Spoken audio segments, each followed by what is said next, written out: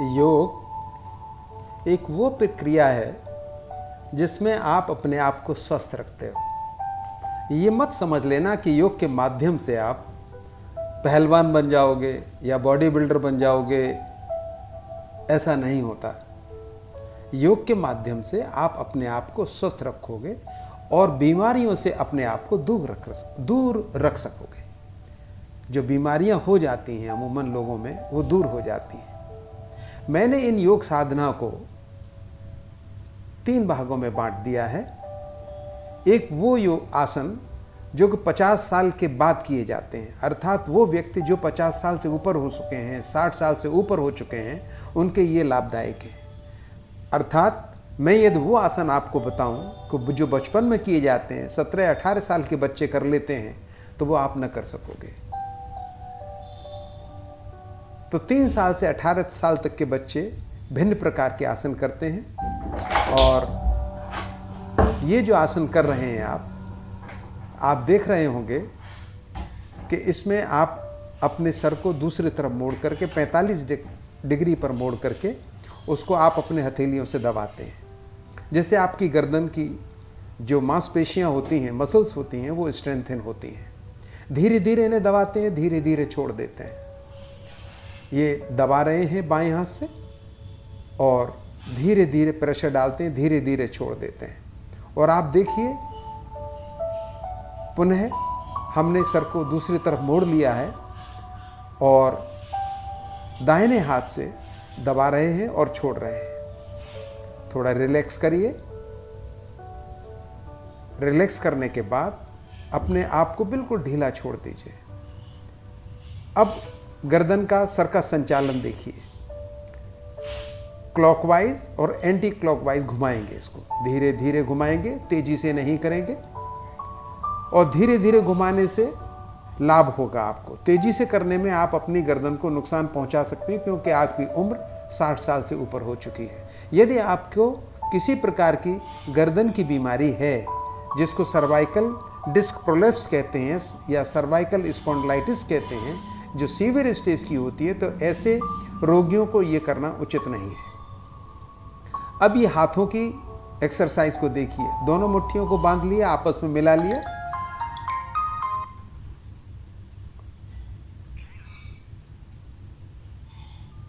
मिलाने के बाद उसको चलाया जा रहा है, घुमाया जा रहा है। और घुमाने से आप देख रहे होंगे क्लॉकवाइज और एंटी क्लॉकवाइज घुमाते हैं, और घुमाने से हाथों में एनर्जी पैदा होती है। सारी मसल्स धीरे धीरे रिलैक्सेशन को प्राप्त होती हैं। अब साइड व्यू से देखिए किस प्रकार से करते हैं। पूरे हाथ को सीधा रखते हैं, सीधा रखने के बाद करते हैं, कहीं मुड़ने नहीं देते, और सिर्फ रिस्ट को घुमाते हैं मुट्ठी बांध करके, क्लॉकवाइज और एंटी क्लॉकवाइज। दोनों उंगलियों को कंधे के ऊपर रखें। यहाँ कंधों का संचालन देखिए। कंधों का संचालन क्लॉकवाइज एंटी क्लॉकवाइज करते हैं। साइड व्यू आपको दिखाया जा रहा है। इससे सिर जितनी भी मांसपेशियाँ शोल्डर जॉइंट की होती हैं, वो स्ट्रेंथन होती हैं। ये सारी एक्सरसाइज इसलिए बताई जाती है, प्रारंभिक जो कुछ एक्सरसाइजेस बताई जा रही है, उन लोगों के लिए ख़ास तौर से जो ऑफिस में काम करते हैं, कंप्यूटर पर काम करते हैं, या ऑपरेशन थिएटर में काम करते हैं, बहुत देर तक गर्दन झुका के काम करते रहते हैं, तो उनकी गर्दन में पीड़ा होने लगती है, स्ट्रेस होने लगता है। तो स्ट्रेस एलिविएटिंग एक्सरसाइजेज हैं ये सब।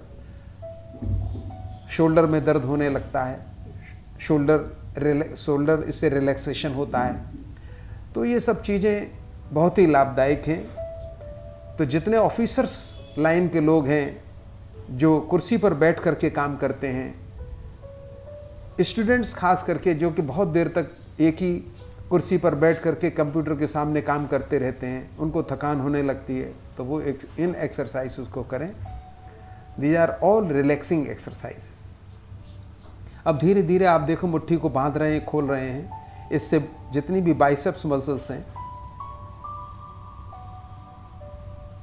हाथ की आगे की मसल्स हैं, वो सब धीरे धीरे कॉन्ट्रैक्ट करेंगी, रिलैक्स करेंगी। अब आप रिलैक्स होइए पूरी तरीके से, अपने आप को रिलैक्स कर लीजिए। और आप देखें जितना रिलैक्स करेंगे, हर एक्सरसाइज के बाद थोड़ा रिलैक्स करें तो अच्छा होगा। अब आप देखिए, बहुत से ऑफिसर्स जितने भी होते हैं, कुछ लोग होते हैं जो बहुत देर तक बैठे रहते हैं कुर्सी पर, तो कुर्सी पर बैठने के कारण क्या होता है, उनकी जो ग्लूटियल मसल्स होती हैं ये फटीग में प्राप्त हो जाती हैं। तो उनके लिए यह बताया है कि इसको धीरे धीरे मसल्स को कॉन्ट्रैक्ट करना और रिलीज करना, कॉन्ट्रैक्ट करना, रिलीज करना, contract and relaxation and contraction, और बोथ द ग्लूटियल मसल्स, दोनों को साथ साथ कर सकते हैं या एक एक करके कर सकते हैं। ये बड़ी लाभदायक है, जिससे आपकी ग्लूटियल मसल्स में खून का संचार बढ़ता है, और जितना खून का संचार बढ़ेगा उतना आपको लाभ मिलेगा, थकान कम होगी। अब देखिए, स्केपुलर मसल्स को धीरे धीरे चलाया जा रहा है। स्केपुला, आपके दोनों स्केपुलर मसल्स, जो थकान हो जाती है, जो झुकने से आपको जो दर्द होने लगता है बैक में, वो इससे शांत होगा। इसको धीरे धीरे करने से आपको आराम मिलेगा, और ये करना चाहिए। अब ये देखिए, गर्दन के सामने की मसल्स है, इनको इसके प्लेटिज्मा कहते हैं मसल, वो लेफ्ट एंड राइट एक एक करके इसको कॉन्ट्रैक्ट करेंगे, रिलैक्स करेंगे, कॉन्ट्रैक्ट करेंगे, रिलैक्स करेंगे। तो इस प्रकार से ये जब जितनी भी मसल्स हैं उनको आप कॉन्ट्रैक्ट रिलैक्स करेंगे तो गर्दन की मसल्स, बैक मसल्स, थाई और आपकी बटक्स की मसल्स, थाई मसल्स, ये सब जितनी भी मसल्स है कॉन्ट्रैक्ट रिलैक्स करने से, और कुछ नहीं करना, चाहे खड़े होकर के कर लीजिए या कुर्सी पर बैठ करके भी इसको कर सकते हैं। इससे आपको बहुत आराम मिलेगा। अब देखिए, हम आगे चलते हैं। यहां से कमर को पकड़िए और कमर को क्लॉकवाइज घुमाइए धीरे धीरे, इस प्रकार से। इस प्रकार से संचालन से, कट संचालन भी कहते हैं इसको, तो कट के संचालन से आपके जो वर्टिब्रल कॉलम है वो काफ़ी रिलैक्स हो जाए, जितने भी गुटके हैं वो धीरे धीरे ढीले हो जाते हैं। पर जिनको लंबर स्पाइन प्रॉब्लम है या डिस्क प्रोलैप्स लंबर रीजन में है, कृपया करके वो इन आसनों को न करें, क्योंकि उनको ये एग्रीवेशन होगा। कोई भी आपकी बीमारी को दूर नहीं कर सकता। ये उन लोगों के लिए हैं जितने भी आसन होते हैं कि उनके शरीर स्वस्थ हैं, मेडिकली फिट हैं, तो वो करें, तो वो फिट आगे बने रहेंगे। हम आपके पास बीमारी को नहीं आने देंगे, पर बीमारी यदि आपके अंदर हो गई है तो इन आसनों के माध्यम से बढ़ और जाएगी, घटेगी नहीं। इसलिए आप ये ना सोचें कि हम बीमारी को दूर कर देंगे, इन आसनों से बीमारी चली जाएगी, ऐसा ना होगा, अपितु आपको नुकसान ही होगा। इसलिए आप समझदारी से काम इन आसनों के साथ लीजिए, और तभी करें जब आपके डॉक्टर, आपके चिकित्सक, आपका फिजिशियन ये कह दे कि आप शरीर से स्वस्थ हैं, आपकी हड्डियां ठीक हैं, मसल्स ठीक हैं, हृदय रोग नहीं है, आपके श्वास गति का रोग नहीं है, आप इन कर सकते हैं। अब आप देखिए, तड़ासन है। दोनों पैरों को थोड़ा फैला लीजिए, ताड़ासन पे आप आ जाइए। अपने पूरे शरीर को उठाएंगे और पंजों पर ले आएंगे। सारा वजन अंगूठों पर ले आए हैं और पूरा स्ट्रेच कर दिया है। जितना स्ट्रेच कर सकते हैं स्ट्रेच करिए। ये ताड़ासन बहुत सुंदर आसन है। सांस ले करके निकालना और बाहर करना।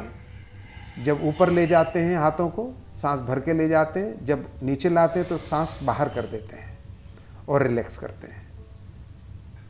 फिर हवा भरी, सांस अंदर ली और एड़ियों को ऊपर उठा लिया, पंजों के बल हो गए। धीरे धीरे सांस को निकालते हुए फिर वापस। पैरों को पास में ला करके भी कर सकते हैं इसी आसन को। तो ये कुछ ऐसे आसन हैं जो कि इस अवस्था में किए जा सकते हैं। ये ताड़ासन है।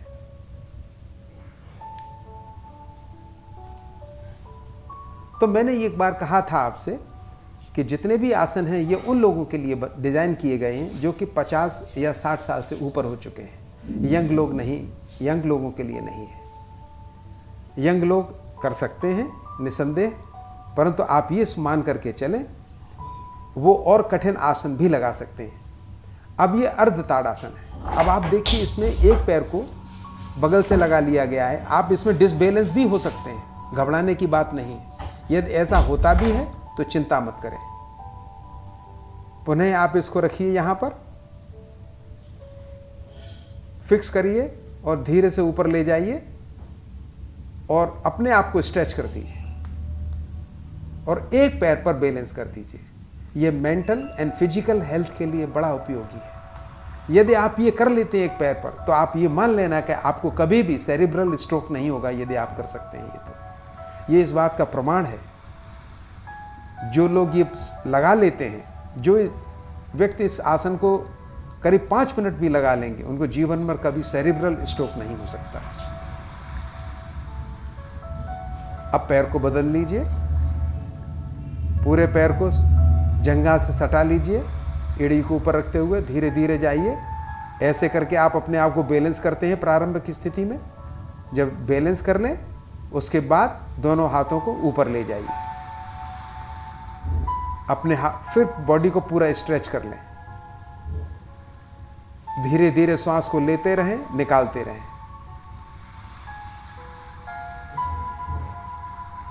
यह अर्ध ताड़ासन है, एक पैर से किया जाता है। यदि आप नहीं कर सकते हैं तो आप इसमें सहारा भी ले सकते हैं। पैर रख लीजिए, यदि आप हो सकता है इधर उधर गिरे तो सहारा ले लीजिए, कोई परेशानी नहीं है। सहारे से, एक पैर से सहारे से खड़े हो जाइए, धीरे धीरे ऐसे कर लीजिए। यदि आप लगता है गिरते हैं तो फिर सहारा ले लीजिए, फिर सहारा लीजिए और फिर खड़े हो जाइए। एक पैर से धीरे धीरे धीरे धीरे अपने आप को बैलेंस करिए और एक पैर पर खड़े हो जाइए। तो सहारे से खड़े होकर के धीरे धीरे अभ्यास करेंगे तो ये चीज़ हो जाएगी। ये आपके लिए बहुत लाभदायक है और ये आप करें। तो मैंने कहा कि आप जो आसन आपके 5 साल से 18 साल तक के किए जाते हैं वो अलग आसन होते हैं, और 18 साल से 40 तक के आसन कुछ अन्य होते हैं, और 50 साल से ऊपर के जो लोग हो गए हैं उनके लिए आसन अलग तरीके के होते हैं।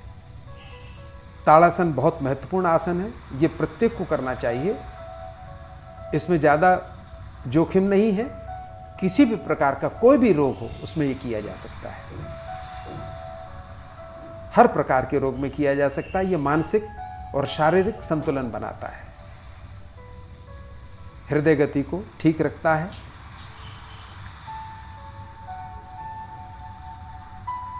अब साइड से यही आसन साइड से करके दिखाया जा रहा है किस प्रकार से किया जाता है ताड़ासन। मैं ताड़ासन पर इसलिए ज़्यादा अधिक जोर दे रहा हूँ क्योंकि ये बहुत लाभदायक आसन है और इसको अवश्य करना चाहिए।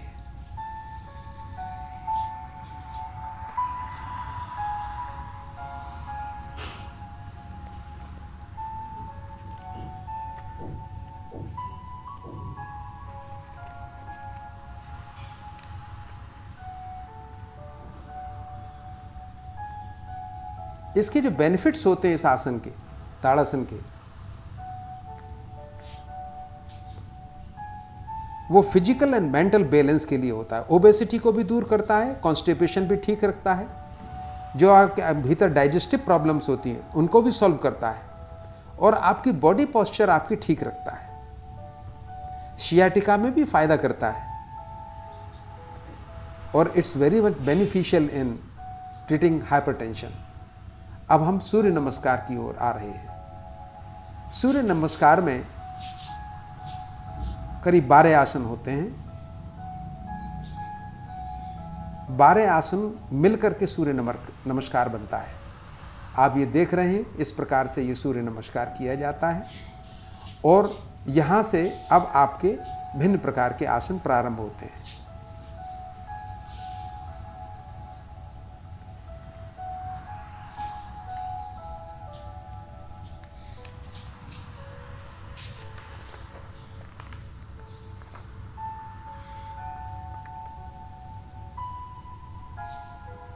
जो सूर्य नमस्कार में जो 12 आसन होते हैं वो निम्न प्रकार के होते हैं। प्रणाम आसन, हस्त उत्तानासन, उत्तानासन, अश्व संचालन, दंडासन, नमस्कार, भुजंगासन, श्वासनासन, अश्व संचालनासन, उत्तानासन, हस्त उत्तानासन, प्रणाम आसन। इस प्रकार से 12, ये इसकी काफ़ी कुछ व्याख्या कही गई है। इसके विषय में मैं अधिक नहीं कहूँगा क्योंकि ये इस प्रकार का आसन है जो सबके लिए कंपलसरी कहा गया है, और इसके बहुत लाभ हैं। सूर्य की तरफ यदि 5 मिनट भी आप कर लेते हैं सूर्य में, तो इससे आपको बहुत विटामिन डी और लाभ मिलता है। ये त्रिकोणासन है। अब आप देख रहे होंगे इसमें त्रिकोण बनता है दोनों लेगों के बीच और हाथों के बीच। हाथ दोनों स्ट्रेट करके रखे जाते हैं। अलग देखिए, अलग ले गए, पैर को घुमा दिया, पैर को घुमा करके रखा और पुनः इसको छूने का प्रयास करते हैं। और ये देखिए दोनों हाथों को लगभग सीधा रखते हैं एक लाइन में जितना हो सके। इस प्रकार से ये त्रिकोणासन होता है और त्रिकोणासन का अपना लाभ भी होता है।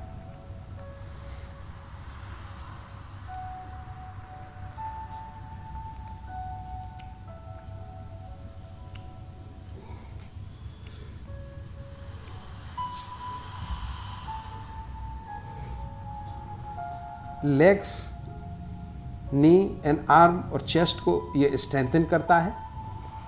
It improves digestion and stimulates all the abdominal organs. Physical equilibrium is also there. आपकी सारी एंजाइटी को दूर करता है। जो पीछे सियाटिका और बैक पेन होते हैं उनको भी दूर करता है। और यदि आपका बॉडी वेट बढ़ रहा है तो त्रिकोणासन करने से आपका बॉडी वेट भी कम होता है। फैट आपका, वेस्ट से फैट आपका कम होता है। अब देखिए ये आपका वज्रासन है। वज्रासन पर बैठ करके दोनों उंगलियों को ग्रोइन में लगाते हैं, नाभि से नीचे।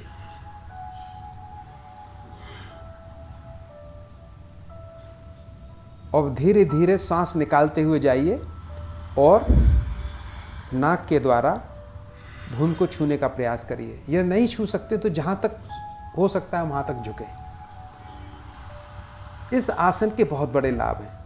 पेट की चर्बी को दूर करता है। पेट पर जितना फैट होता है उसको कम करता है बिकॉज ऑफ द प्रेशर।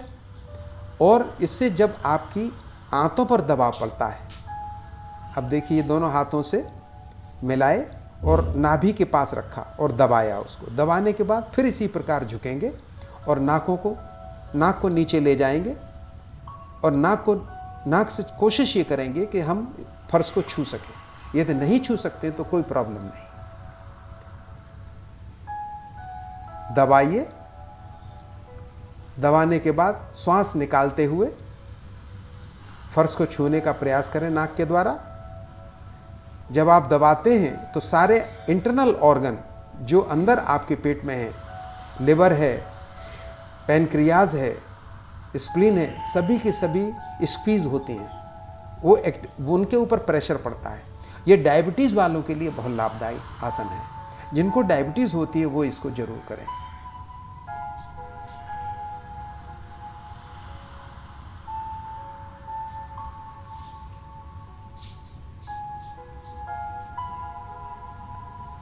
उसके बाद ये आसन अपने आप में बहुत महत्वपूर्ण है। वहीं से उठ करके अपने दोनों पैरों से एड़ियों को पकड़ लें और अपने आधे शरीर को धनुष के आकार पर ले आएं। जब आप अपने शरीर को धनुष के आकार पर ले आएंगे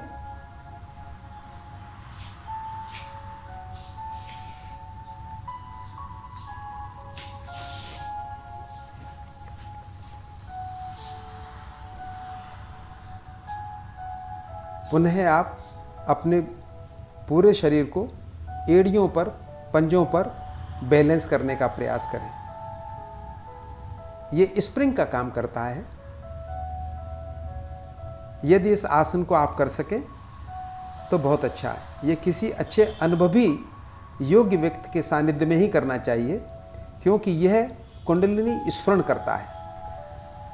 यह एक गुप्त प्रक्रिया है जो कि किसी के सानिध्य में बैठ करके ही करनी चाहिए, अन्यथा न करें। इसमें पूरा का पूरा शरीर पंजों पर ही टिका हुआ है और इसमें विशेष प्रकार की स्फुरण होता है कुंडलिनी के भीतर, इसलिए कुंडलिनी स्फुरण आसन कहते हैं इसको। ये अलग ही चीज है।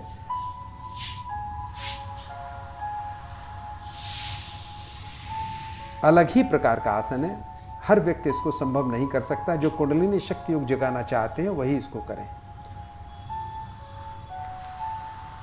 दोनों हाथों से अपने अंगूठों का स्पर्श करें। कोशिश करें कि अपने अंगूठों से हाथों को दबाएं।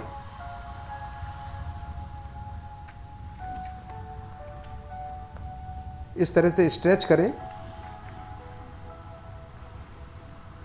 ये पश्चिमोत्तानासन कहलाता है। इसको आधा ही हम करेंगे, ज़्यादा झुकने का प्रयास न करें, क्योंकि आपकी उम्र इतनी हो चुकी है कि जितना ज़्यादा आप इसको करेंगे उतना आपको हानि भी हो सकती है। 60 साल के व्यक्ति इतना ही करें जितना यहाँ किया जा रहा है। ऐसे करके अपने पैरों को खींचें और पैर से अपने हाथों को दबाने का प्रयास करें। बदल दें दोबारा से, फिर अंगूठे से हाथों को खींचने का प्रयास करें। ये पेट के लिए बहुत लाभदायक है। पेट में टर्बुलेंस होती है वो दूर करती है, कॉन्स्टिपेशन खत्म हो जाता है, और स्त्रियों के जो मेंस्ट्रुअल डिसऑर्डर्स होते हैं वो भी ठीक होते हैं, अस्थमा भी ठीक होता है। ओबेसिटी तो डेफिनेटली ठीक होती है, क्योंकि आप जब कोई एक्सरसाइज करेंगे तो फैट आपका खत्म होगा, और एब्डोमिनल डिजीजेस भी आपकी समाप्त होती चली जाती हैं। फ्लेक्सिबिलिटी आपकी आती है। पूरे शरीर में आसनों करने से आपके शरीर में एक विशेष प्रकार की फ्लेक्सिबिलिटी और इम्प्रूवमेंट इन योर हेल्थ होता है। अब आप देखिए, अब लेट के करने वाले आसन आ रहे हैं। तो सबसे पहले हमने खड़े होकर के आसन बताए थे, फिर बैठ करके हुए, अब लेट करके करने वाले आसन। तीनों में विभाग कर दिया अलग अलग। खड़े होकर करने वाले, बैठ करके करने वाले और लेट करके करने वाले। अब एक पैर को उठाया, आप देखिए 45 डिग्री तक उठाया गया है, और 45 डिग्री तक उठा करके इसको किया जाता है। एक बारी बारी से पैरों को उठाया, बारी बारी से किया।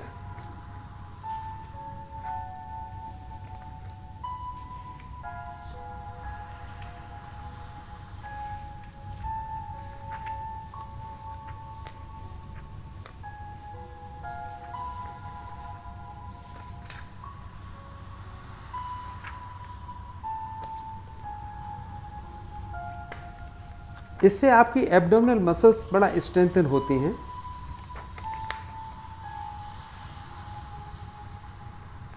ये उत्तान पादासन कहलाता है।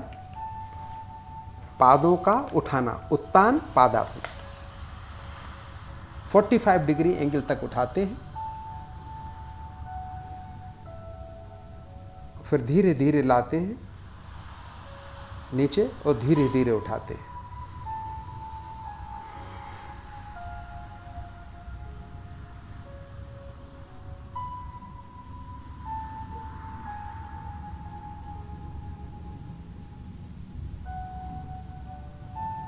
इससे एब्डोमिनल मसल्स की स्ट्रेंथनिंग होती है, और जो पेट का फैट होता है वो आपका कम होता चला जाता है।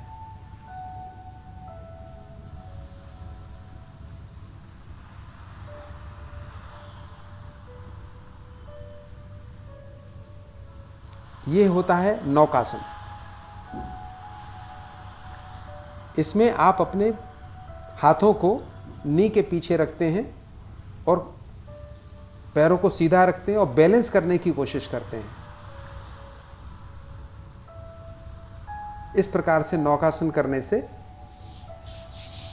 आपके शोल्डर मसल्स और थाई मसल्स और पेल्विक मसल्स को स्ट्रेंथ मिलती है।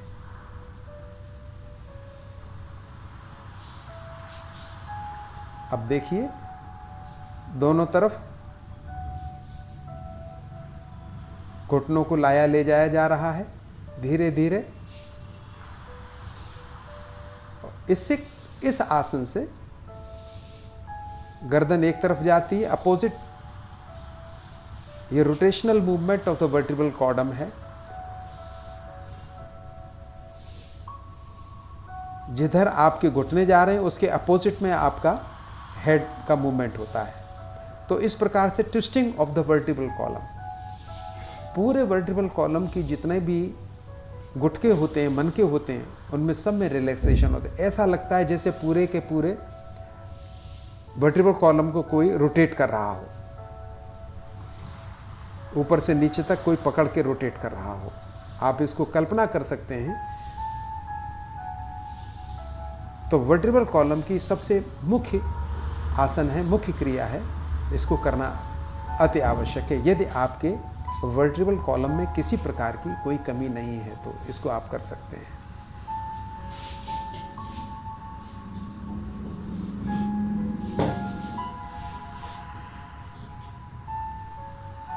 ऐसे उठाइए और ये सर्वांग आसन हो गया। दोनों पैरों को उठा करके अपने दोनों हाथों को कूल्हे पर लगाइए और कुहनी के बल पूरे शरीर को बैलेंस कर लीजिए और आंखों से अपने अंगूठों को देखने का प्रयास करिए।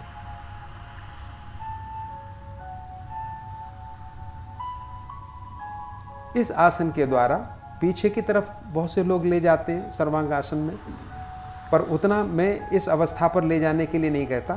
थोड़ा सा ही ले जा सकते हैं, अधिक नहीं। अधिक लिया जा सकता है पर वो 40 साल से कम उम्र वालों के लिए है और बच्चे पूर्ण ले जा सकते हैं। पूरा का पूरा पीछे अपने पैरों से फर्श का स्पर्श कर सकते हैं। बैठ जाइए आराम से।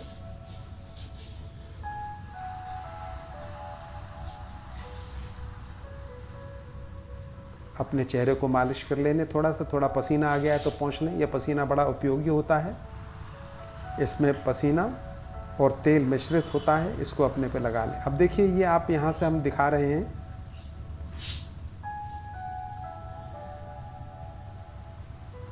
ये आसन ये जमा दिया, इसको सुखासन कहते हैं। एक पैर को दूसरे पैर के जो जुड़ान है उनके बीच में रखते हैं और धीरे धीरे इसमें आप प्राणायाम करने का प्रयास करते हैं।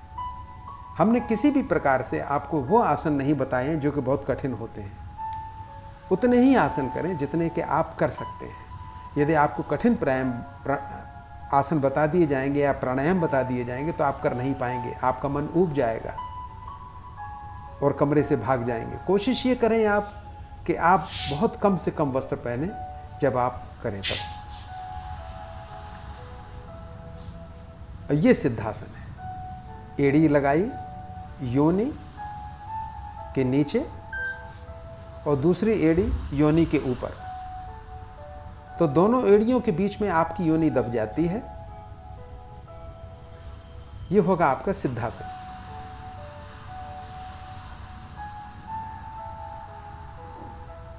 इसकी भी कोई ऐसी आवश्यकता नहीं। सुखासन सबसे बढ़िया होता है और कोई भी प्राणायाम करें तो जो पहले बताया गया था, पहले दिखाया गया था सुखासन, उसके माध्यम से ही आप अपने प्राणायाम करें। ये योगियों के लिए होते हैं। ये दो आसन योगियों के लिए, सिद्धासन और पद्मासन। मन को शांत किया जाता है और जब आप आसन कर चुके तब इन तीनों में से कोई एक जो आपको सुविधाजनक लगे उसको अवश्य करें। 2 मिनट करें, 3 मिनट करें, ये करना चाहिए। धीरे धीरे श्वास लेते हैं, धीरे धीरे निकालते हैं।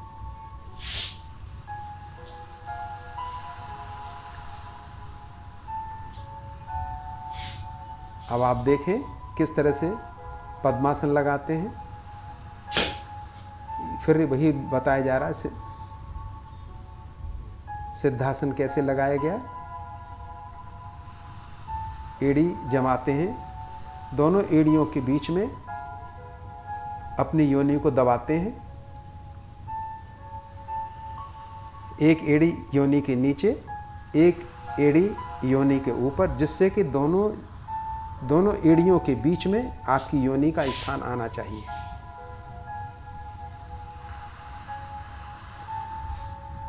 जांघ के ऊपर ले गए, एक पैर को जांघ के ऊपर रखा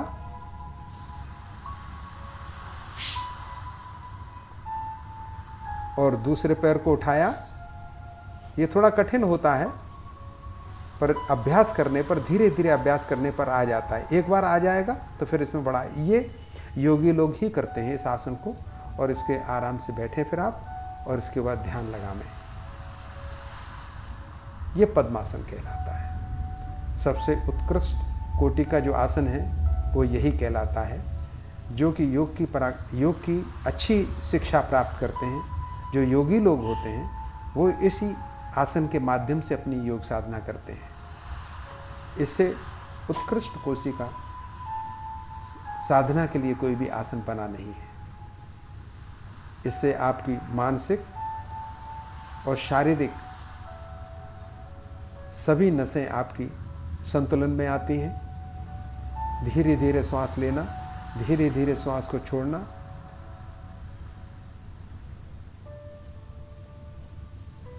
आपके पूर्ण शरीर को पूर्ण चैतन्यता प्रदान करता है। इस आसन के लगाने पर आप अपने ध्यान को, आपका मन चंचल है, इधर उधर भागता है, अपने मन को केंद्रित करने का प्रयास करें। बाह्य जगत में न केंद्रित करके प्रारंभ में आप अपने नासिका के अग्रभाग में करें। आँख खोल करके दोनों आँखों से अपने नासिका के अग्रभाग को देखें, तो वहाँ ध्यान आपका लगने लगेगा। धीरे धीरे भ्रूमध्य स्थान पर ले जाएं, और भ्रूमध्य धीरे धीरे जब आपका ध्यान चित्त एकाग्र होने लगे, तो पुनः अपने ध्यान को मस्तिष्क के भीतर, जहाँ पीनियल ग्लैंड होती है, वहाँ ले जाएं। तो यात्रा कहाँ से प्रारंभ होती है? Pelvis to pineal gland.